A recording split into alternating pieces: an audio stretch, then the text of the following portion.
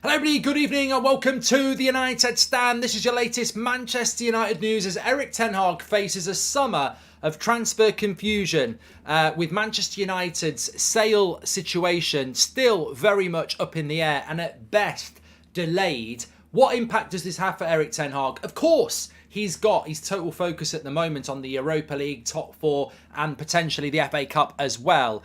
But there has to be long-term planning. Erik ten Hag has said that himself. And from various different sources, we're getting that Manchester United's summer transfer plans are up in the air and Erik ten Hag doesn't have a clue what he will get this summer compared to what he needs. So let's dive into it. It's a Sunday night show. Get interactive, get your comments in as well. But this is a big issue for Manchester United, and it's something that I think many of us do fear and have discussed for quite a while. We've got Fabrizio Romano on the show tomorrow lunchtime, so we can probably delve into this a little bit more from an industry perspective. But you do hear things from people in the industry, you do hear from agents and things like that, and you can ask them the questions, and they're quite open to talking about it. I mean, they're never going to tell you that Man United are going to sign one of their clients, but what they will do is they'll give you a broad stroke approach on what's likely to happen this summer. And in general, from both Man United sources and sources around transfers, i.e. agents, Man United's summer transfer plans are not known. Nobody knows what Man United have got to spend, who they're going to go for, in what volume they're going to go for, and effectively, most people in the industry are talking about three scenarios. They're talking about the Glazers still being here, they're talking about new ownership under Qatar, and they're talking about new ownership under the Elliott Group or Sir Jim. And right here, right now, that is what Erik ten Hag is facing. So of course, his focus is on Thursday night, the top four race and the FA Cup. But even if this season finishes with top four and 3 trophies, what do you do next year if your summer transfer window is one with the Glazers at the helm? There are 3 different scenarios, and more importantly, Erik ten Hag, no matter how much importance he's putting on this at the moment, and he is putting importance on it, what's going to happen in the summer? Players, agents are talking to clubs about definitive moves so that players can go on holiday and come back and know where they're going to be playing. United aren't in these conversations because Ten Hag, Richard Arnold, John Murtagh, whoever, they don't know whether they can have those conversations because the Glazers are saying, if we're still here, there will be some money, but let's wait and see what happens. So let's delve into that because it is a problem. And like Sweet says, what is going on with the sale? What's going on with the sale is that nobody knows what's going on with the sale at the moment. Nobody knows what's going on in the sale. Thomas O'Brien, I wouldn't bother commenting anymore because no one will be able to see it. Gary Madders, welcome to Members Club. I think this has sort of gone over O'Brien's head. He's a bit thick. He really doesn't understand what we're talking about. Happy Easter, mate. Shout out my boy Connor before the night shift. He's a copper on some highly sensitive work at the moment, so he's stressed. There you go. Shout out to Connor. Thank you very much for that, and thank you very much for Reese. Look, the situation with United is this. Erik ten Hag will never publicly speak negatively about Man United when the season has done so much and the players have done so much and it's only his first season. But there is confusion at Manchester United. You'll get this from Man United sources. There's confusion about what's going to happen this summer. And that confusion is the same confusion you've got. You tell me how much we're going to spend in the summer. None of you can tell me. You tell me who we're going to buy in the summer. Is it 1 player? Is it 4 players? You tell me who we're selling in the summer. Nobody knows. The scary thing is, we wouldn't normally know, but the manager would know. The manager doesn't know. It's now heading towards the middle of April. He doesn't know. He's probably not going to know in a month's time either, when the window basically opens. He doesn't know. The scenario with the Glazers in charge is there'll probably be about £120 million to spend, and the rest will come from sales. The scenario, if you've got new owners, is that you could double that transfer window and sell who you like. That's a very different summer for a manager that wants to take a team that's done very well to the next level. And that's what Ten Hag faces. The general consensus is that the Glazers, if they're here, will give the money for someone like Harry Kane, but they won't give much money for anything else. You'll have to sell to buy. And the problem with that is the Glazer regime is pretty shite at buying and selling. So you can envisage a summer where you spend all summer trying to sign Harry Kane. You go and then you start the season with pretty much the same squad as you've got now. The contrast is we've got new owners who will give you a lot more money than that, and you start the season with 3 or 4 new top class players and you move players on. there is a ridiculous contrast between what Man United's summer transfer will be with the Glazers and what it'll be under new ownership. The Glazers may still be looking to sell the club, but they're not going to do it because it's delaying, so the summer becomes irrelevant. The new owners will want to impress and get their plans across to a fan base that will be curious as to whether they can trust these new owners. Therefore, they'll want to spend money. It's a mess. It's an absolute mess. And it's a mess that you probably can't spend too much time on because you've got to focus on the now, Sevilla, top four, FA Cup. But it's coming soon. It's coming to a club near you soon, and it's coming to Manchester United near you soon. The transfer window opens in about 6 weeks. So what's the plan? We're not going to sell the club in 6 weeks, are we? When you look at it like that, well, 7 weeks. This club's not going to be sold in 7 weeks. We're going to open the transfer window with the Glazers still in charge. That is the scary handbrake on progress. I'm hoping that this period of silence around the sale is the 2 weeks exclusivity with the preferred bidder process we've been told about, says Daniel. I hope you're right, Daniel. I really, really do. Ten Hag needs clarity. He can't demand clarity. You speak to journalists who are close to the sale or who have been close to the sale. You speak to people who are in the club. You speak to agents and they'll all say the same. There is no news around Manchester United and there can be no clarity around what Erik ten Hag is going to get. He's working with a transfer budget anywhere between 100 and 300 million. How can you plan on that? How can Erik ten Hag plan for the summer? You're asking him to project on too many different variables. If you've got £100 million to spend, are you just going to spend that on a striker? Or are you going to try and get 2 players for £50 million and get a midfielder and an attacker? If you've got £250 million to spend again, you're going to get a top-class striker, a top-class midfielder, and maybe a really decent centre-back as well. Who am I going to sell? Do I need to sell? How much do I have to sell them for? How many can I sell?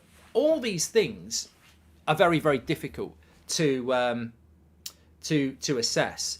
And I think that, as I say, some people won't want this conversation because they're very focused on what's happening on the immediate. But I've just watched Arsenal against Liverpool. I look at the season next season and I think there's a real opportunity to get in amongst the title race next season. But we would have to progress. We would have to add players in. And on top of that, you've also got the competition for players as well. Not necessarily in the attack. I don't think there is any competition for Harry Kane in the Premier League. But in the midfield, the Casidos, the Declan Rice, the De Jong, the Bellingham certainly. I think there's huge competition for midfielders. And are we in them conversations?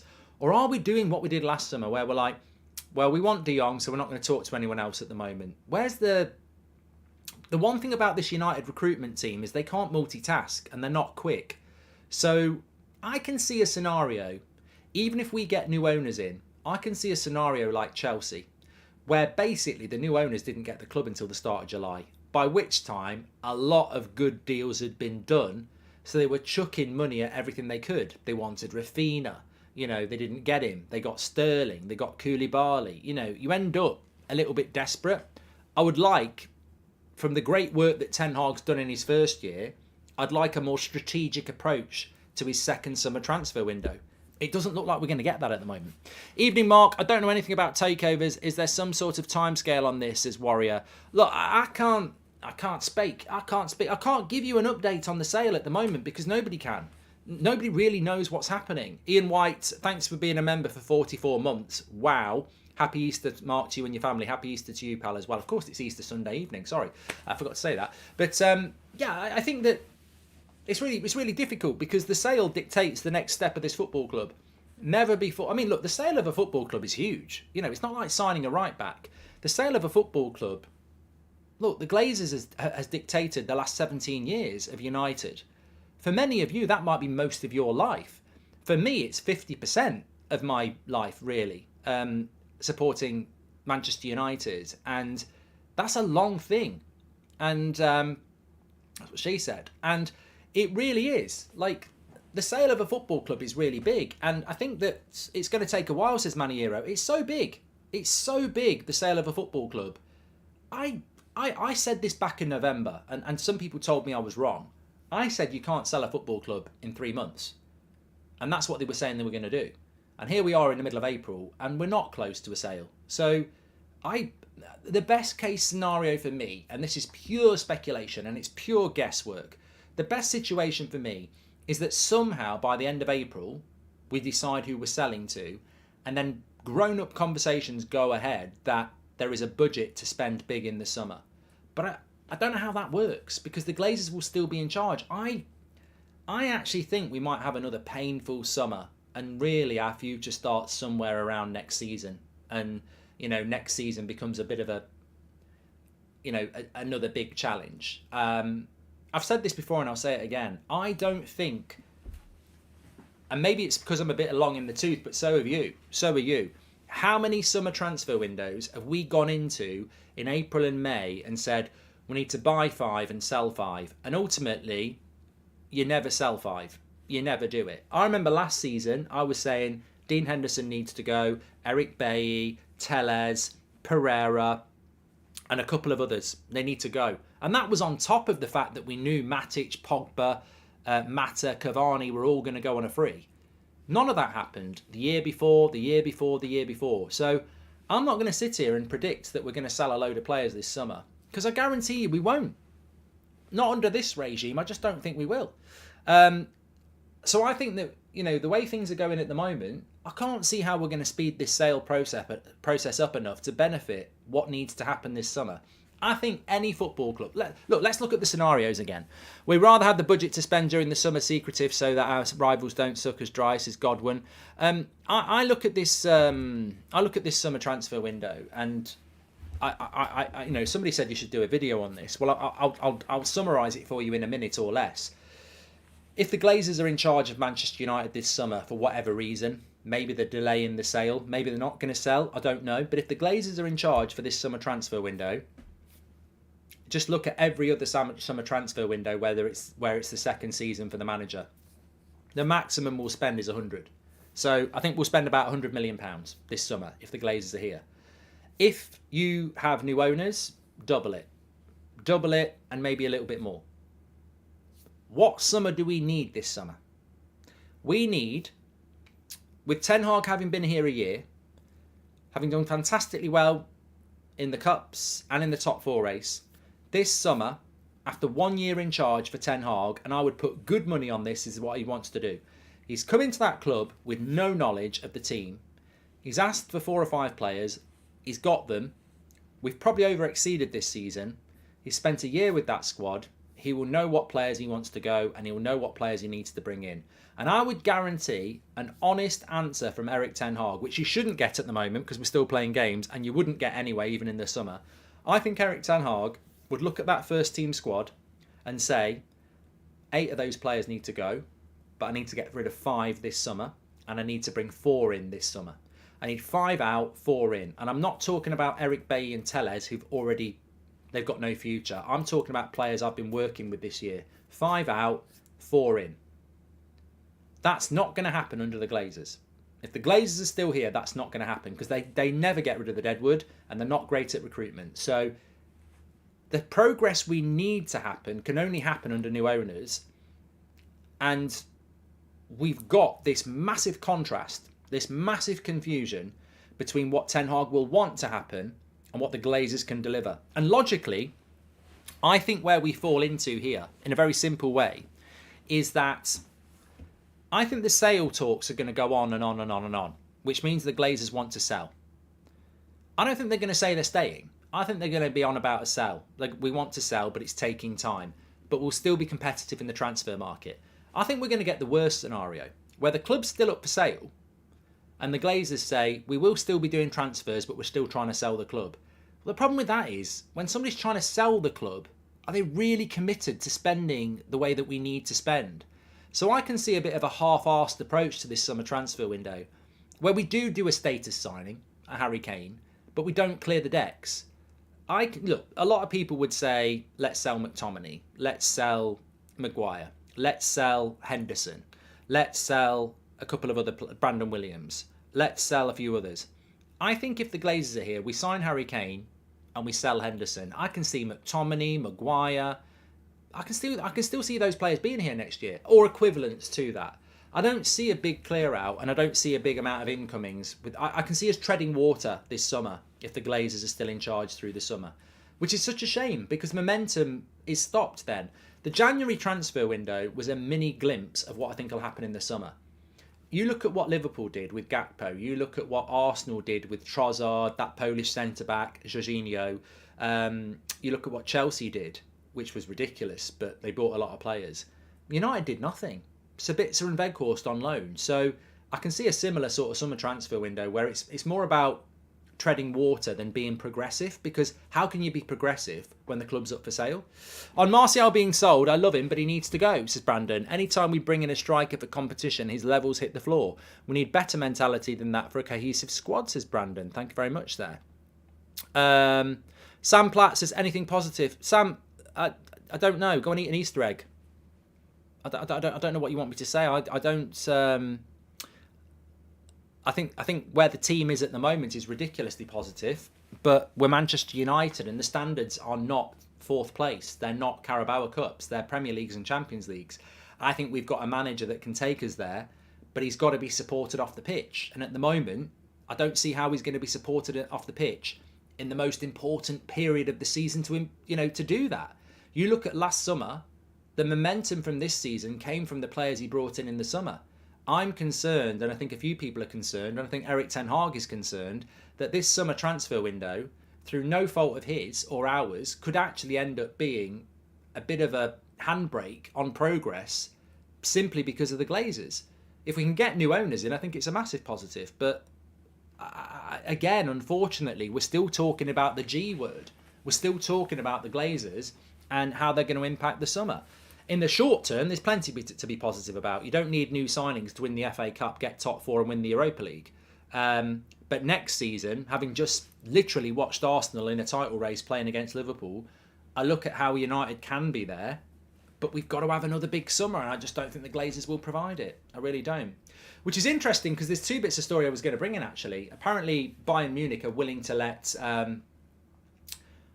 we'll do a poll on this. Bayern Munich are willing to let Sabitzer go for 25 million, and he's desperate to stay at Manchester United. If our summer transfer window under the Glazers was Harry Kane and Sabitzer, I'd be a little bit underwhelmed by that. I like Sabitzer, but I don't think he's Alexi McAllister. I don't think he's Casido. I don't think he's De Jong. I don't think he's Bellingham. If that's our midfielder, I don't think that's good enough. I think we need Sabitzer and somebody else. And I'm not even convinced I want to keep Sabitzer at the moment. I like him. I'm not convinced I'm 100% sure that I want to keep him yet. So, that's the sort of thing, isn't it? These are the sort of decisions that could happen because he's relatively cheap compared to, what do we actually want? AJ says it's a crap transfer window. I don't mind Sabitzer. I'd like to keep Sabitzer. But I still think we should be buying... Look, Sabitzer can't cover Casemiro, can he?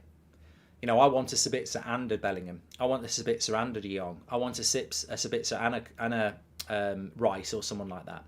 Realistically, when have we ever been good at selling to buy? Probably end up with Kane and nothing more. Happy Easter and happy belated birthday, says Joshua. Well, going back to the positive, I think if the Glazers stay for whatever reason or delay the sale, I think we will buy Harry Kane. And I think we won't buy much else. But on a positive, if the Glazers sell and go, I think we'll have the keys to the kingdom. I think whether it's Sir Jim or whether it's Althani, I think they're both of them in their first summer will want to send a big message to you. And I think they will do that by spending a considerable amount to show that they mean business. So there is a positive, there is a momentum, but it's just when is that going to happen? And the $1 million question, or the $6 billion question, or the £6 billion question is, will we get what we need this summer, a new owner? And we've been waiting for over a week for a big update on what's going to happen. We should get it this week, probably any time from Tuesday, because it's a bank holiday Monday tomorrow in the UK, and that seems to have shut news down this weekend. I'm surprised, but it seems to have shut it down. But if that update comes in Tuesday, Wednesday, that there's another round of bids, that's another 2 weeks. You're not getting them bids in till the back end of April, another 2 weeks to assess it. You're well into May then. I'm hoping this week the update is the club are moving forward with the final bidder. But your guess is as good as mine. And if we get that, then maybe there is a chance. But it doesn't change the situation across the industry, within the club, and Ten Hag, confusion. They're not getting daily updates from the Rain Group or the Glazers about what's happening. Erik Ten Hag is sat there the same as you and me. And he's like, what can I get this summer? Some managers know what they're getting this summer. Pep, maybe even Klopp, Arteta. They'll know what they're getting. They'll know what's available, and they'll know who they're talking to. Ten Hag might be able to have conversations with players, but he can't tell them that, come to Man United because I definitely want you. They'll be telling them we might be able to buy you. I'd like to buy you, and that's just not a proper way to plan, is it? So at the moment, it's very much up in the air for United, and it's a shame because the same thing happened last year. We were saying the same things to players last year. We were talking to players, but we didn't even know who the manager was. And the same thing's happening now. We know who the manager is. We know who he wants, but we can't talk to the players with any sense of confirmation because we don't know whether we can go for them. I mean, Man United, Ten Hag could be having chats with the agents of Osman, Kim Min-jae, Frankie de Jong, Bellingham. He could get them all really interested. We don't sell the club this summer. The Glazers say you've only got 100 million. 4 players are lined up to come to United. And he's like, yeah, okay, I've wasted your time there. It's a tough one.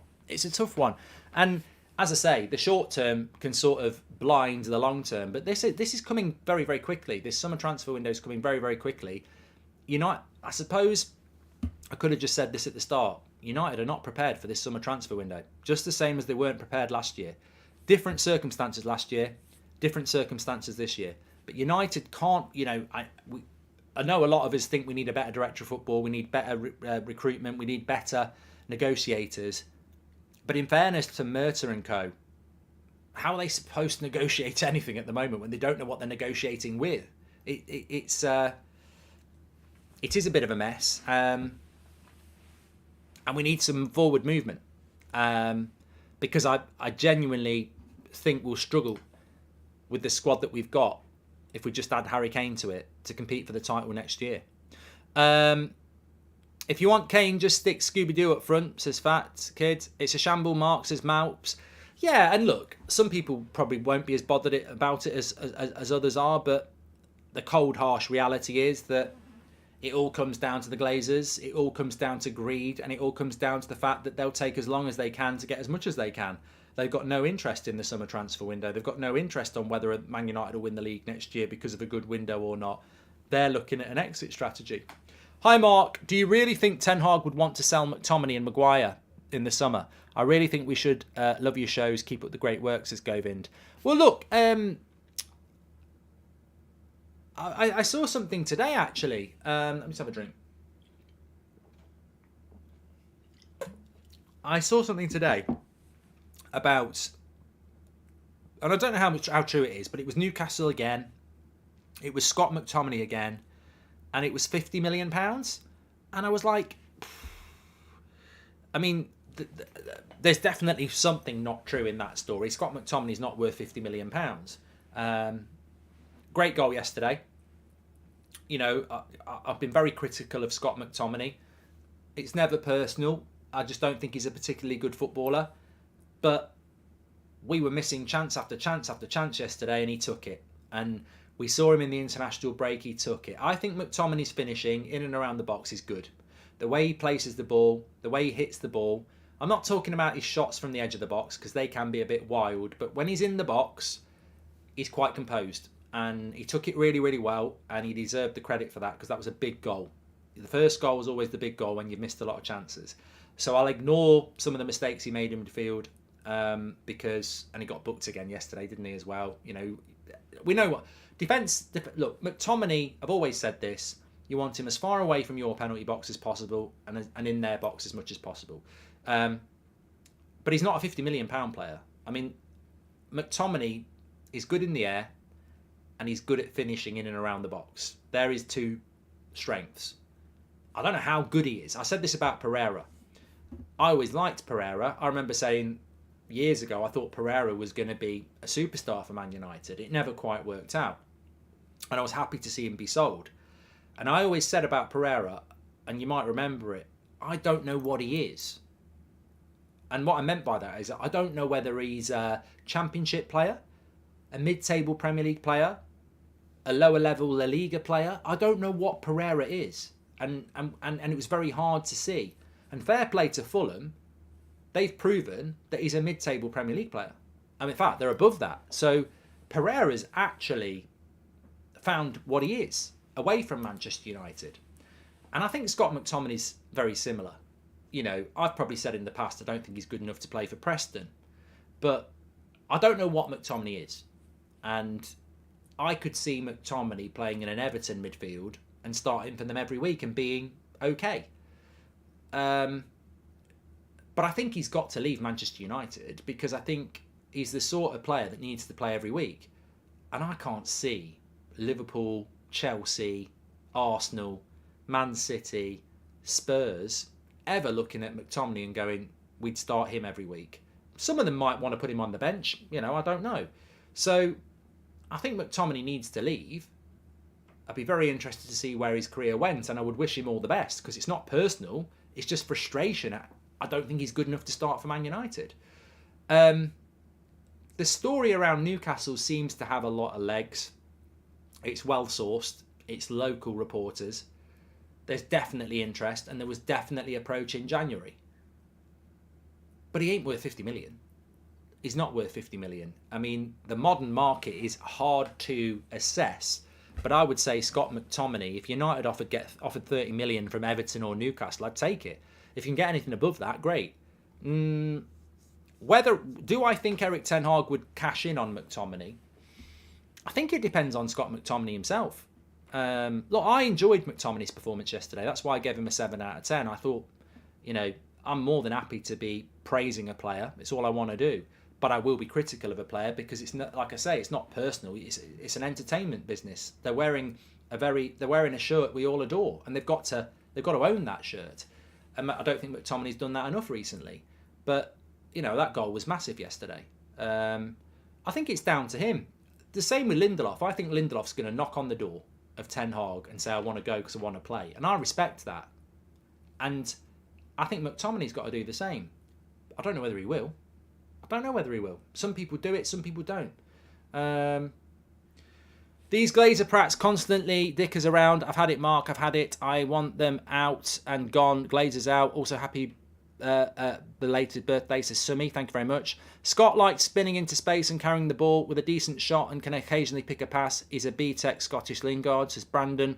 And if the Glazers stay through the summer, Kane will get bought, but the new owners would allow Ten Hag to buy the striker he wants, says Joshua. So yeah, look, the players that I think Ten Hag is going to let go this summer, if he can, I think it's quite a big list if we've got a new owner. I think it would be a short list if the Glazers stay because we're not very good at selling. Dean Henderson's got to go. Like, I can't see a world where Dean Henderson and David De Gea work as a 1 and 2. I just can't see that. I think it would ultimately be toxic. There were so many leaks from the dressing room around that, and Dean Henderson openly doesn't want to be a number 2, and neither does De Gea. So I just don't think that situation works. So I think one of them's got to go, and if De Gea's signing a new contract, it's got to be Dean Henderson, so he's got to go. I think Brandon Williams has got to go because he can't get anywhere near the team, and we've got 2 left backs and we've got 2 right backs. Even at the weekend with Luke Shaw out, Brandon Williams wasn't on the bench. So I don't think there's a future for him. You've got McTominay we've just spoken about. And then I think either Lindelof or Maguire will go. And I think Lindelof will go. I think Lindelof will go. Because I think he's ambitious and he wants to play football. So I think Lindelof will go. I don't think Maguire's going anywhere. You know, a lot of people were very happy with his performance yesterday, so I presume they'll be very happy about that. From what I've been told, and it's from a good area, Maguire won't ask to leave Man United. And if he's not going to ask to leave Man United aren't going to really be able to push a sale because he's on a good money, he's on a long contract, and he cost them a lot of money. So I don't think Maguire will go. I think it will be Lindelof and Williams, Henderson, and it'll be up to McTominay. And I think those will be the four that goes, plus Tellez and Bay. I think that'll be it. And obviously Phil Jones and Twan Sebi won't have their contracts renewed. So, yeah, I can see you raise that yourself. I think Tellez and Bay go. You might get 15 million between them. Henderson will go. That'll give you about another 25, so that's 40. Williams will go, maybe another 10. That'll be 50. Lindelof will go, maybe another 15. That'll be 65. And maybe McTominay goes, and that'll give you about 25. So you've raised probably 90 million. But I don't think Maguire will go. Phil Jones's contract won't be renewed, Muha. Donny won't go because he won't be fit enough to go. Alanga, I don't know whether we'd sell Alanga. It might be a loan deal for him. Wan-Bissaka might go, Matthew. I agree with that one. He might go, and again, you'd probably get another 25, 30 million for him. So we can probably raise £100 million, but I'm telling you now, I fully expect Harry Maguire to still be at Man United next summer. The news, and I sort of hinted at this a couple of weeks ago, I don't think he's going to go, and that's because that's what I'm hearing. He won't be going anywhere. So, because he doesn't want to go. That might change, but in fairness to him, long contract, good wage, good position, England place not in jeopardy, Euros coming up in a year. I think it's another year of Maguire. And then after the Euros next year, he'll probably look at it and go, where am I going to be? But I can't blame Maguire for that. I can't. I might not be happy giving him a 6 yesterday, but I can't blame him for that. He knows he's not losing his England place. He knows the Euros are in a year. He's on a good wage. He's at a big club. I can see him giving it another year, and I don't think United will push him out. No way of telling who Ten Hag wants to move on when he doesn't know if he will be able to make the signings he wants, unfortunately. Well, exactly, Tom. If he can't buy a centre-back, I don't think Lindelof will be allowed to go either. So, yeah. And look, Taylor says, is that not a bad thing because Maguire would be a symbol of being too comfortable? Well, I could dig him out and say he's got nothing to prove, but look, that's you can flip that many ways. You know, in defence of Maguire, he could say, well, I want to stay and fight for my place. You know, I've got a contract here. I'm the captain. I've played a few games. You know, I don't want to leave. I want to stay. You know, I'm a big influence in the dressing room, whether I'm playing or not. You know, I'm an England international. You'll have to throw me out of here. I'm not going anywhere. That can come across as quite a positive attitude, can't it? So, or it could be Ten Hag could look at it and go, well, there's a lack of ambition there. He could go and play first team football elsewhere. All I'm saying is that we're probably falling into the trap that we fell into for many years, where we think we're going to sell 6 or 7 players, and actually the summer goes quite quick.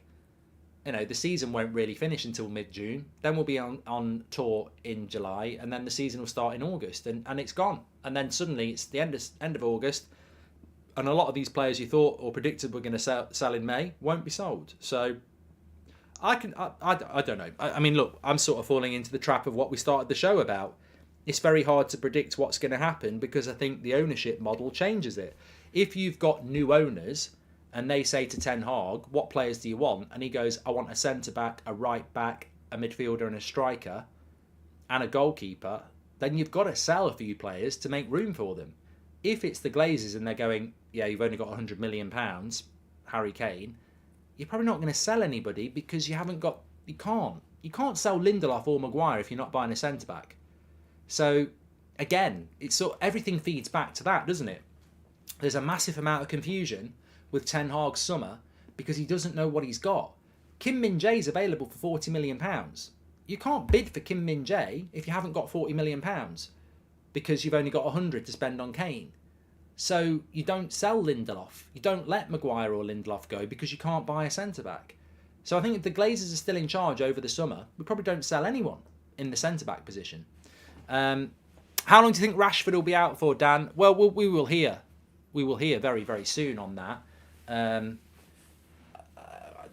It's very difficult to predict, but I would say somewhere between 3 and 6 weeks is the safest bet for a groin injury. It could be a season ender. It could be back before the end of the month. I hope for our sake, but more importantly, I hope for Rashford's sake that he's back, because I think he's one of the few players this year that has had such a big impact on this team. And you know what's also a shame? I think he's probably, if it's a long-term injury, he probably misses out on Player of the Year. Maybe not because of the goals. Goal scorers always get, the praise. But who would you go for as Player of the Year, by the way, actually? Look, we're going to do this all at the end of the season, and I don't think it should be given up now. But who would you go for as Player of the Year? I want to sort of do a poll on it. I want to talk about that. Will we miss Rashford? Because Ricky spoke about this, and I love Ricky. He came to every tour date. He was on stage. I think Ricky and me don't agree on a lot of things, but I don't care about that. People seem to get stressed when somebody has a platform and says something they disagree with. Just react to it. You don't need to get personal about it. I mean, at the end of the day, I think Ricky and me disagree on most players at Man United, but he's still a great guy, and he's very, very strong and reasoned in why he thinks that. I can respect his opinion even when I don't agree with it. Would stripping Maguire of the captaincy change his mind quickly, says Ray. Well, I think that's a separate conversation, Ray. I think that I think that you can't. I think the real captain of the team is Bruno. After the Martial goal yesterday, I'm sure you saw Martinez's reaction. Bruno went and gave him a hug. Then Maguire came over and gave them both a hug. Maguire was talking to Bruno, and Bruno was walking away. And he was sort of like going, yeah. And you could just... Look, Bruno's the captain of that team. Whether that changes next season and we keep it with Maguire. Maguire was a stopgap captain. That was on Ollie. Who else could have took it? I don't know. But Bruno's the captain of that team. And you could argue that the only person who should be taking it off Bruno is a Casemiro or a Martinez or someone like that, or a Varane, if they want it. So Bruno's the captain of that team, regardless of anything. I want to do this. Player of the Year. I'm going to give you 3 options. And actually probably 4. Actually, I'm going to give you 5. Because these are my 5. Oh...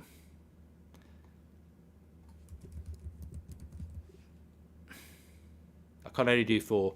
My 4 are those. I wanted to put Martinez in, but I've put 4 forward there. Martinez would have been there. Varane, Rashford, Bruno, Casemiro. Now, I feel that Rashford probably had a good chance of winning Player of the Year this year, but if this injury keeps him out for the last 6 weeks, it probably robs him of that. So, yeah. Referee says Martinez over Varane. I love Martinez. But I also think that Varane this year is massively underrated. It was Varane who played against Barcelona in the Nou Camp. Martinez didn't play. So, I think Varane's been brilliant this year. But, maybe I should have put Martinez. I flipped a coin. It matters not, because Casemiro has over 50% of the vote, and then Bruno's second, close with Rashford. So, yeah, I wouldn't disagree with that. Is there a realistic chance to see Casemiro, Eriksen, Bruno and Sabitzer starting, and how does the formation need to look for this to happen? Says Felix. I mean, there's always a chance. You never know with Erik ten Hag what he might do in relation to the starting lineup. It's very logical to think that Sabitzer might drop out of the team now, because Eriksen, Bruno's always going to play, Casemiro's always going to play, and so is Eriksen. But, there might be a scenario where he finds a place for Sabitzer. With no Rashford, maybe he'll play a false 9.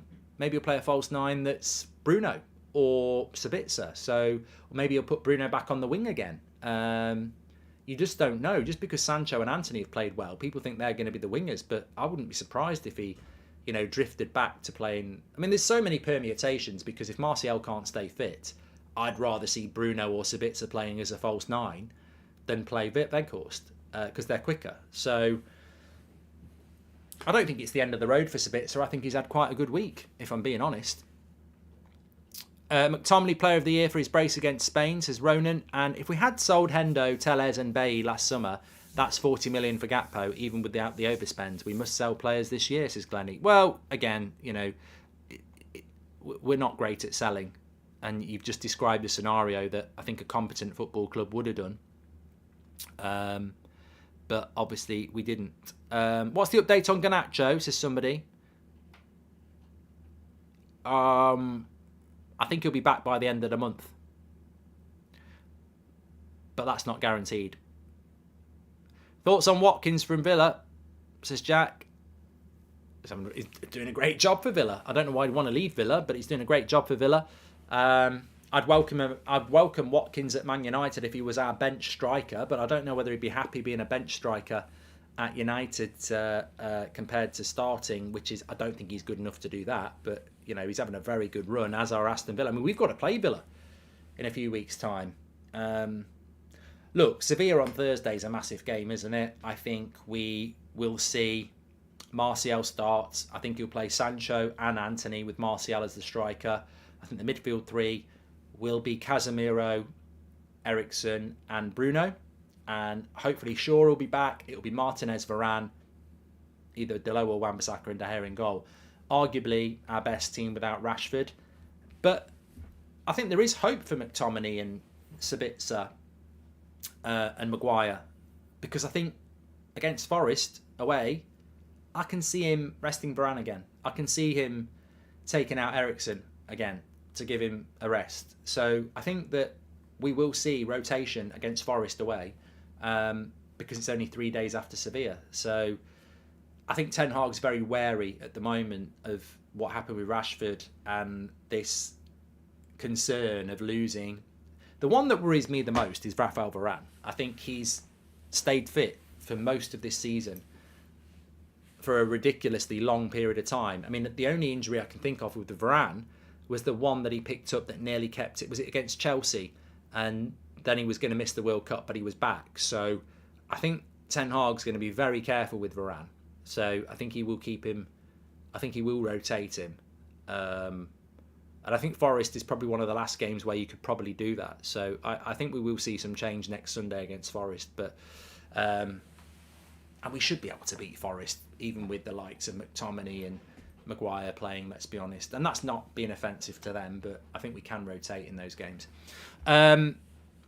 Watkins would start for us. What are you on, Mark? Says Daniel. Are you an idiot, Daniel? Does anyone else think Ollie Watkins starts for Manchester United, or do you think Daniel's just completely on something? Look, Watkins is decent. I don't think he starts for Arsenal. He doesn't start for City. He doesn't start for Liverpool.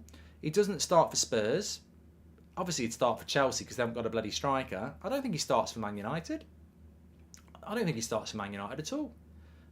He's better than Weghorst, but you're probably talking about right now. No, well, he's a Villa player.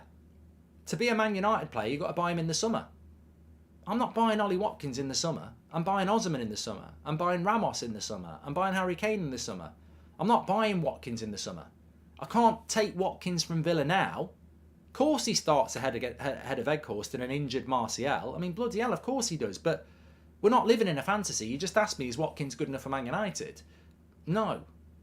And not unless he wants to sit on the bench. Right here, right now, he's better than Weghorst. But we can't play him right here, right now. Am I going to buy Ollie Watkins in the summer when you've got the quality of striker available that I've just listed? No. If he wants to come and sit on our bench, he's a very good player. But I think United have got to be going better than that. And I do like him, and I think Ten Hag could get a tune out of him. But I think he falls into the same category as Ivan Toney. And look, there's an interesting one to talk about.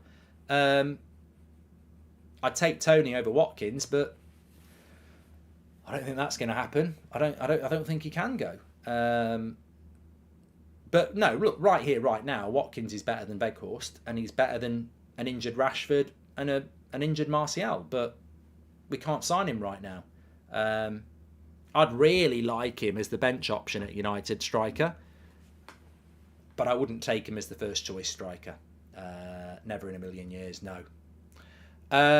What's the problem with Toney? The problem with Toney is these gambling charges. I mean, nobody knows what's happening with that, but if he's going to get a ban, no clubs buying Ivan Toney this summer and then him being banned for half of the season. You wait until January, don't you? Or you wait until next summer. So I think he will get his move, but I don't think he'll get it this summer.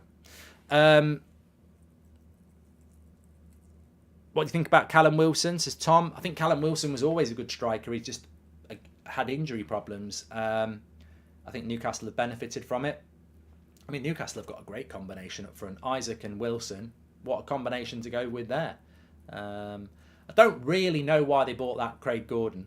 I don't know what that's all about. Be interesting to see if Eddie Howe can turn him into a player. But yeah, I think they've got a good combination up front. Whether that's their combination in 3 years' time, I'd bet good money it won't be. I think they'll end up with a lot better combination than that. But yeah, I mean, look, I think when you talk about strikers, you've got to have two, and you've got to have two that are fit. I mean, Rashford got injured playing up front. It's not even his best position. Rashford's a winger. We haven't even got an out-and-out striker that can play week in, week out. We need two. Martial's not been fit all season. Weghorst isn't good enough, and Rashford's a winger. We need two strikers. That's something Ricky's said. We've said it. You've said it. Man United need two strikers. Cavani was a brilliant player. He just couldn't stay fit, but what a player. Didn't replace him. Ronaldo, brilliant player. Didn't replace him. Martial, always injured. Haven't replaced him. We need two strikers. We don't need one. Everyone's like, oh, should we get Osimhen? Should we get Kane? Whoever we get, we need another one. And you don't buy Kane and Osimhen. That's stupid. But you do buy Kane and, I don't know, a decent understudy striker, whether they're young, up and coming, or they're happy to sit on the bench at United. I mean, Chicharito was brilliant. That sort of a player. Watkin never starts ahead of Martial, says Thomas. Well, I don't think so, but Martial, unfortunately, can't stay fit at the moment. Hopefully he can do now. You need a backup striker. Yeah, and I agree with Warrior, and I agree with Crystal X. You know, Victor, Osimhen and Ferguson, that would be a nice combination. You know, Kane and Højlund would be a nice combination. We won't do that, though. We certainly won't do it with the Glazers in charge. Can Alanga be transformed into a striker? He ain't getting playing time otherwise, says David. I think Alanga's a really weird one, isn't it? You know, under Ranić, he was starting games, or at least on the bench, because we didn't have anybody else. For about 6 months of this season, Ten Hag had him on every bench, and he'd come on every now and again. And now, he can't get on the bench. So, I think the obvious assessment of Alanga is he's regressing. You know, he was getting regular game time, then he was on the bench, now he's not even on the bench. So he's regressing, Alanga. But in fairness to Alanga, I've always quite liked him as a player, and we've always said this, haven't we? He needs a loan. He's not good enough for the United first team.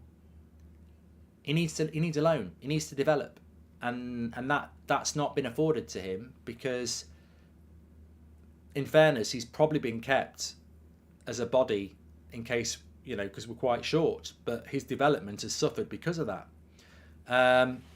What about Jonathan David from Lille? I mean, Jonathan David from Lille was interesting. Jonathan David from Lille as the backup striker, I wouldn't mind that, but some people were talking about him being the first choice. I love Erik Ten Hag to get a young, unknown striker from Europe, says Catherine. Well, there's that Roque guy, isn't there? Is it Victor Roque from Brazil, 18? Now, whether he'd be an understudy is one thing, isn't it? But I think when you've got a young striker, they can always be an understudy.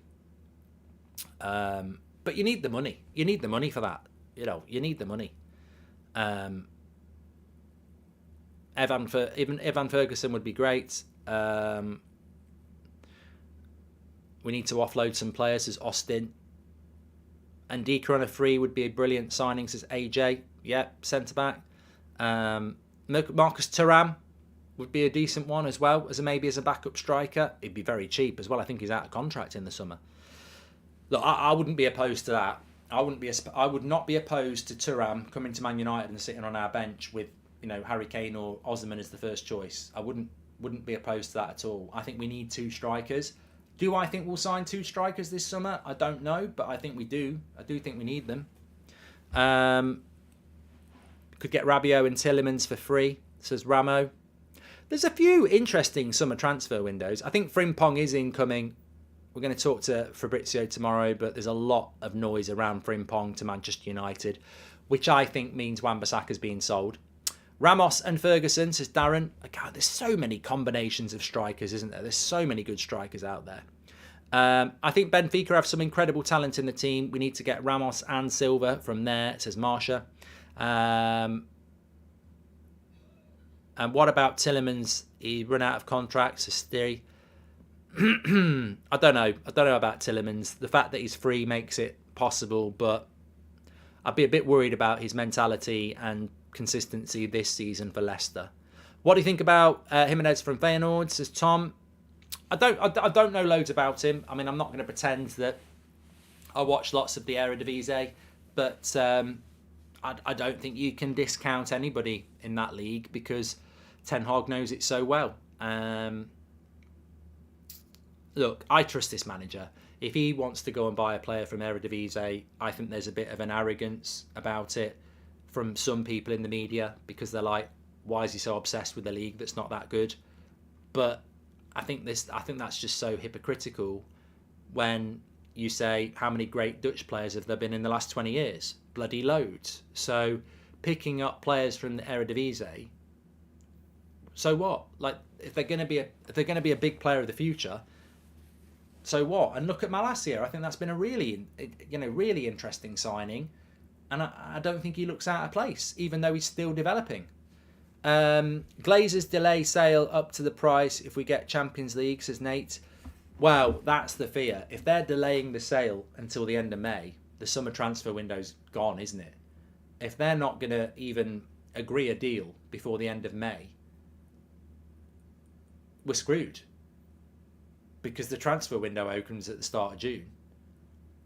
So, if that's what's going to happen. Maguire and McTominay, Ricky's first choice striker, says Whale. GGSS says, have you heard anything about Rashford? The fact we haven't heard anything yet really worries me. It's a season-ending injury. I hope I'm wrong, though. No, that's completely normal, mate. It's we played yesterday lunchtime. It's Easter weekend in the UK, which is 4 days. Friday, Saturday, Sunday, and then tomorrow. He's got to have a scan. They've got to look at the scan. Sometimes you've got to let the swelling go down a little bit. So I wouldn't be worried about the delay. We might not hear about Rashford for a couple of days yet.